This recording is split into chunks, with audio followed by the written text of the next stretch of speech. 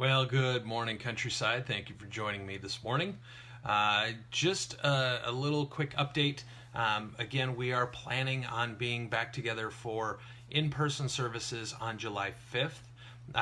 The registration form, Google Doc form, has just come out, so be looking for that in your email, and hopefully we will get those out to you and see you in person on the 5th. Now, as I say that, remember that if you've experienced any of the symptoms and stuff, we ask that you stay home. If you don't feel comfortable, please don't feel coerced into coming.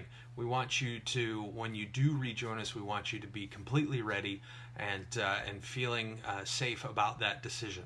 So those are all some good update things. This morning, if you remember yesterday, we finished the book of Hosea. Somehow we were one day off there instead of finishing at the end of the week.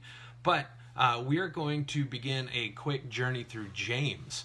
And James is an interesting book. It is humbling and helpful. I think we should actually say it is helpful and humbling all at the same time. And I think this first chapter is just that. Now, here's the funny thing about this first chapter. It's long, so I actually divided it into two pieces. So we're going to read verses 1 to 18 and discuss those this morning, and then we will do the rest of the chapter on Monday. So let me read this, and then I'll make some comments at the end. James chapter 1, starting in verse 1. It says this: James, a servant of God and of the Lord Jesus Christ, to the 12 tribes in the dispersion, greetings. Count it all joy, my brothers, when you meet trials of various kinds. For you know that the testing of your faith produces steadfastness. And let steadfastness have its full effect, that you may be perfect and complete, lacking in nothing. If any of you lacks wisdom, let him ask God, who gives generously to all without reproach, and it will be given him. But let him ask in faith, with no doubting, for the one who doubts is like a wave of the sea that is driven and tossed by the wind. For that person must not suppose that he will receive anything from the Lord. He is a double-minded man, unstable in all of his ways. Let the lowly brother boast in his exaltation, and the rich in his humiliation, because like a flower of the grass he will pass away. For the sun rises with its scorching heat and withers the grass, its flower falls, and its beauty perishes. So also will the rich man fade away in the midst of his pursuits. Blessed is the man who remains steadfast under trial, for when he has stood the test, he will receive the crown of life which God has promised to those who love him. Let no one say when he is tempted, I am being tempted by God. For God cannot be tempted with evil, and he himself tempts no one. But each person is tempted when he is lured and enticed by his own desire. Then desire, when it has conceived, gives birth to sin, and sin, when it is fully grown, brings forth death. Do not be deceived, my beloved brothers. Every good gift and every perfect gift is from above, coming down from the Father of lights, with whom there is no variation or shadow due to change. Of his own will he brought us forth by the word of truth, that we should be a kind of first fruits of his creatures. So this is a fairly long and fairly involved passage, and we really could spend several hours just working through the passage, but this format doesn't really allow us that kind of time, and I'm sure most of you are getting ready and heading for work. But Pastor Greg Laurie once said that a faith that cannot be tested is a faith that cannot be trusted. And that is, I think that is the gist of what we're getting at here. It's God's goodness that tests our faith, because testing proves that faith is real, and that the trials we meet, those are the actual testing grounds for real faith. You know, if you walk through this life and you're never tested in your faith, then your faith, you really can't be sure that your faith would endure any type of persecution. And so God allows us and sends us trials so that our faith can be tested, it can be refined, it can be purified, and it can be made stronger. Far be it for me to make a workout analogy considering my physical state, but when you lift weights, to get stronger, the whole point of lifting those weights is to tear those muscle fibers just a bit so that they can become stronger. That is the same thing with faith. Faith is like a muscle that we flex, and it has to be tested. Testing is the weightlifting of the Christian experience. And so if we never face a test, if we never face a trial, it is a good indicator that maybe our faith isn't real in the first place. There are some hardships that we have to walk through, and those hardships actually should build in us more trust in God, more doing things the way His Word tells us to do things. And so we have to build, we have to face some trials to build our faith. You know, hey, Christianity teaches, this is what Matthew Henry says about this. Christianity teaches men to be joyful under troubles. Such exercises are sent from God's love, and trials in the way of duty will brighten our graces now and our crown at last. Let us take care in times of trial that patience and not passion is set to work in us. Whatever is said or done, let patience have the saying and doing of it. When the work of patience is complete, it will furnish all that is necessary for our Christian race and warfare. We should not pray so much for the removal of affliction as for wisdom to make the right use of it. And I think that's what James is getting at. Matthew Henry is very key here. He's very on point here. He is telling us we shouldn't always just beg for the removal of trials. Now, we have to understand something. Trials are not meant to be fun.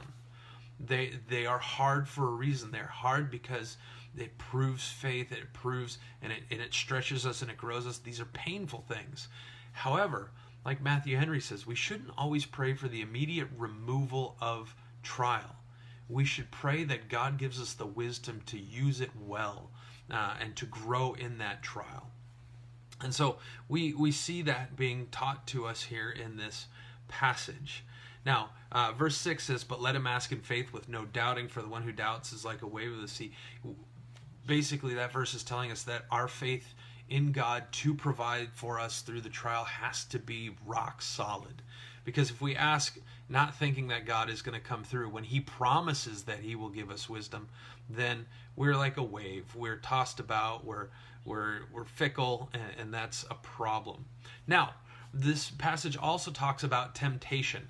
So we have to understand, temptation is not the same as testing. Trials that God sends grow our faith. Temptation is, testing comes from God, whereas temptation comes from our own evil desires. Temptation is doing things that God has expressly told us not to do. And when the devil whispers in our ear, no, that's not what God means. He wants you to be happy. That's temptation. And we have to be on the lookout for temptation. Because temptation comes from our own wickedness, our own fallenness. And even Christians, even those who have thrown themselves at the foot of the cross, have repented of their sins and asked for Christ's life that He has poured out so freely, we still struggle with sin and we still struggle with temptation. So we can't say, well, I'm saved. This doesn't apply to me. This applies to all of us. And so we have to be careful. We have to fight the good fight of faith so that when we are tempted by our own evil desires, we don't get dragged away. We don't allow those evil desires to grow up into maturity. We have to be people who understand that we are still wicked and we are still in need of God's help every day. You see, victory in testing and victory over temptation reveals the trueness of our faith. And really, I think we could probably take this entire passage and boil it down and summarize it with this verse from Romans 12:3. "For by the grace given to me, I say to everyone among you, not to think of himself more highly than he ought to think, but to think with sober judgment, each according to the measure of faith that God has assigned." One way to gain victory over temptation is humility. Humility and understanding that we are broken people, we are fallen people, and we need God's help. You see, humble people run to God's word. Humble people run to Him in prayer. Humble people run to God. And they want nothing to do with the temptation that has sprung up. They don't entertain it. I've said in church several times that one of the greatest defenses against temptation, one of the greatest defenses against sin in our lives, is a good pair of spiritual running shoes. Run to God, run away from our sin. We can only do that if we're humble. Proud people think, no, I've got this, I can handle this, I can do it on my own. And the Bible teaches us over and over that's not true. And so we have to be humble in our estimation of ourselves. We have to be humble in understanding God's testing too. We have to be humble in that. If every time God sends a trial, we start complaining, we start whining, we start asking, why me, why me, why me, and we become selfish people.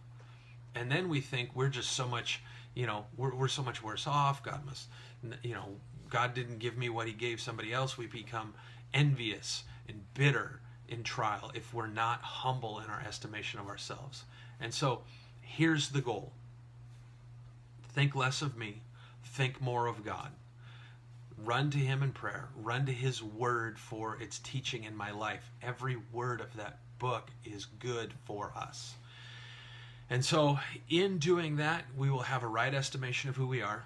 We will have a better estimation of who God is.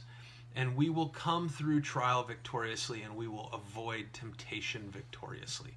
All right. Hopefully that helps you understand the first part of James chapter 1 a little bit better, and hopefully it grows you a little in your walk of faith. Thanks for joining me this morning. Love you, praying for you. We'll see you on Monday. Bye-bye.